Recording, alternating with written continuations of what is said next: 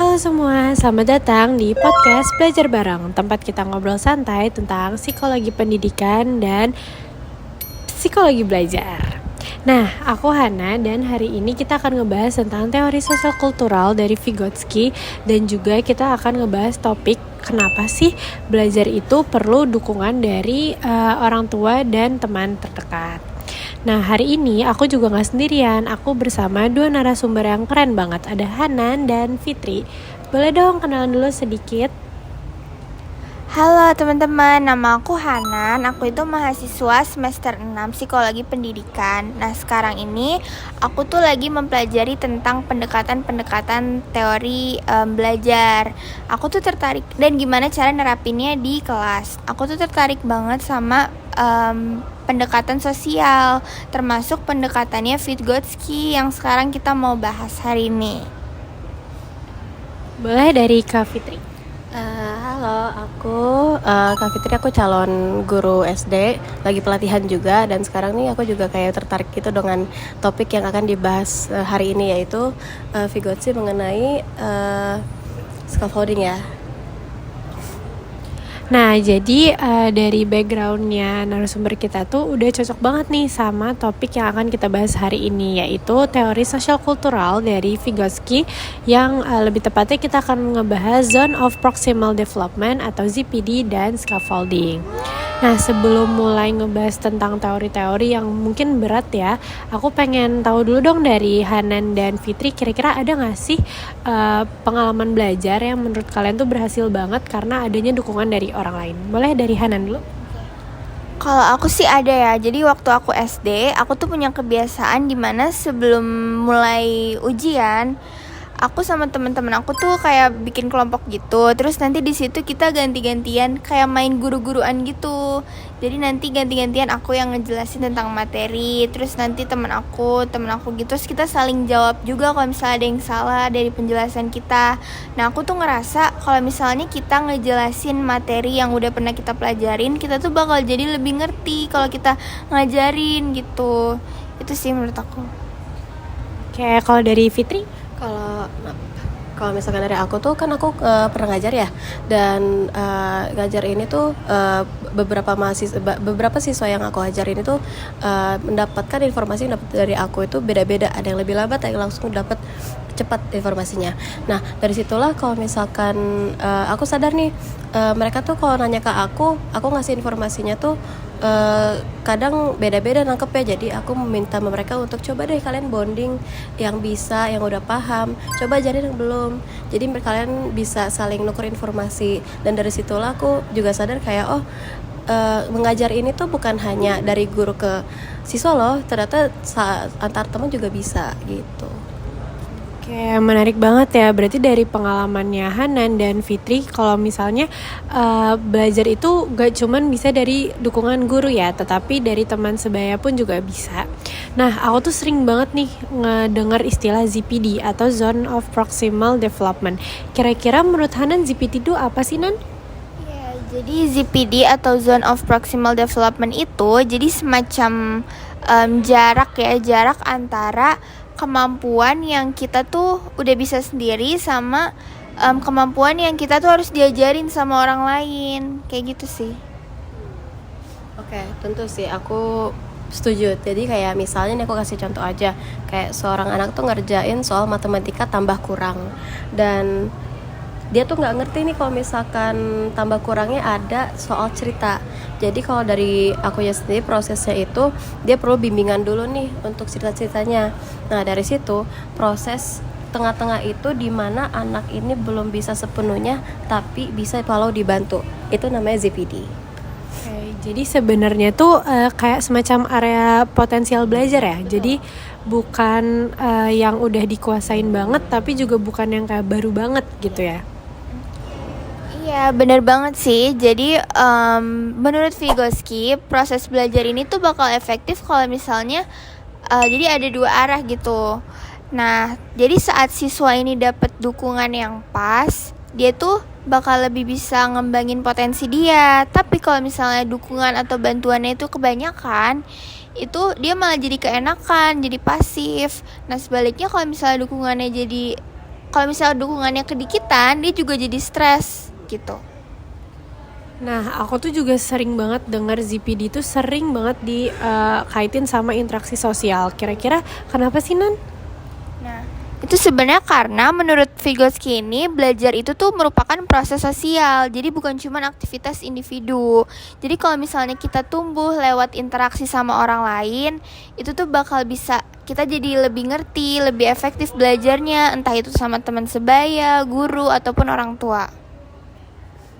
Ya juga sih, maksudnya kayak contohnya nih kayak waktu anak lagi belajar membaca ya, dia tuh awalnya belum bisa nih nyebutin huruf-huruf dengan benar atau nggak bisa nyebutin kata-kata yang misalkan kayak kucing, cicak kayak gitu masih belum bisa. Tapi saat guru ngasih contoh membaca kata dan menunjukkan huruf satu persatu, anak tersebut tuh bisa meniru. Jadi meniru dan memahami. Jadi kayak setelah beberapa kali latihan dengan gurunya atau mungkin sama orang tua, dia bisa membaca itu sendiri.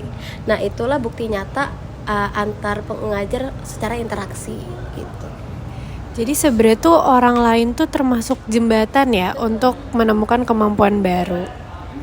Iya, jadi Vygotsky itu nyebut orang itu sebagai more knowledgeable other. Jadi semakin orang itu dijelasin sama orang, semakin dia dijelasin sama orang yang punya pengalaman lebih dari dia, semakin dia bakal bisa berkembang.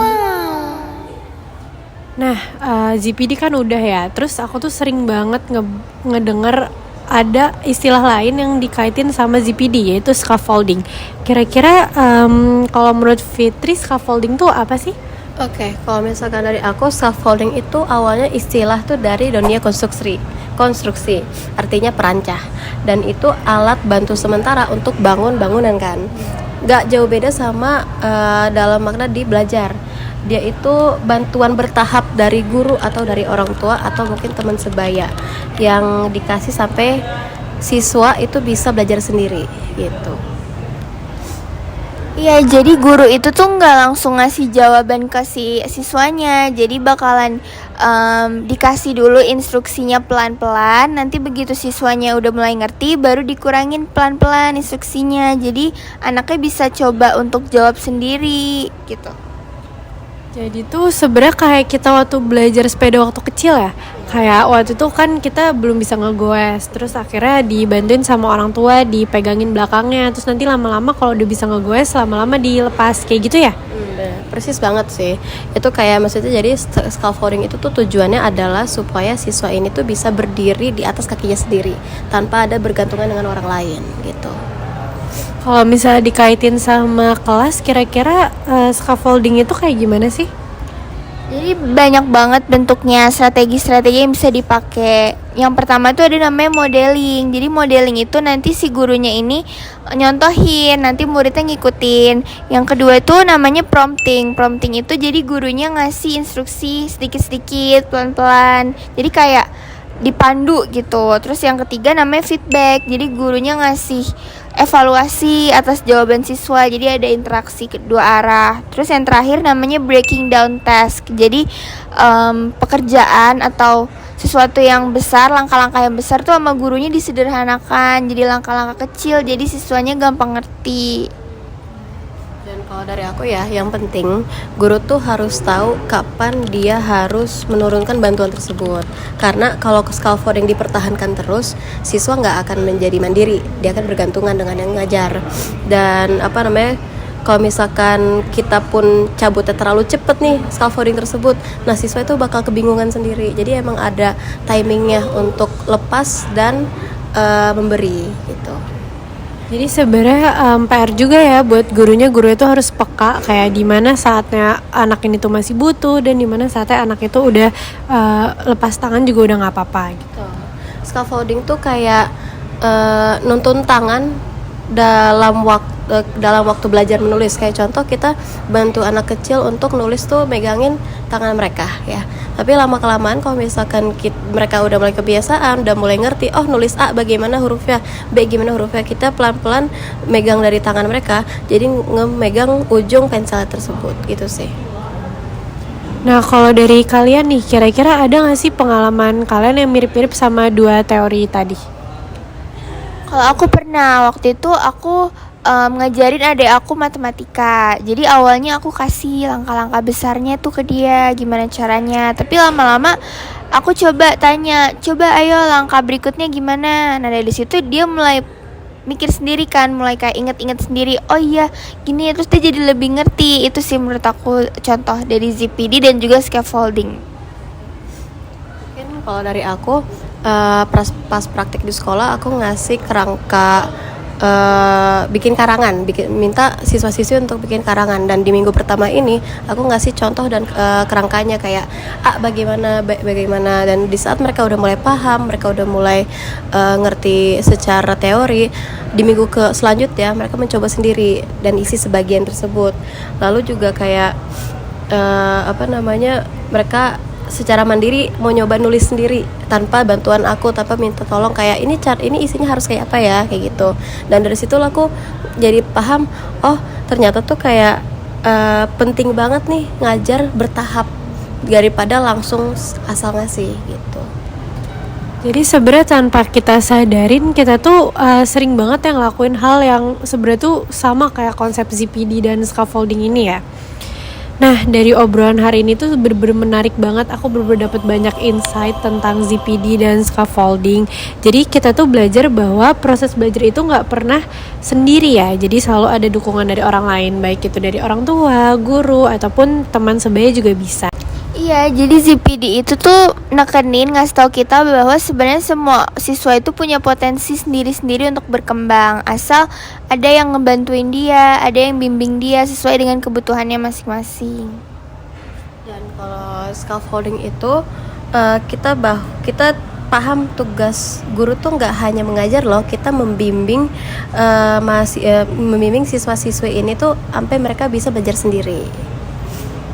Oke, semoga pendengar di rumah juga bisa menjadi scaffolding bagi orang lain ya. Jadi bisa menjadi dukungan kecil untuk membantu proses belajar orang lain. Terima kasih ya Hanan dan Fitri atas waktunya dan udah sharing-sharing sama aku hari ini. Sampai bertemu di episode belajar bareng selanjutnya. Bye-bye.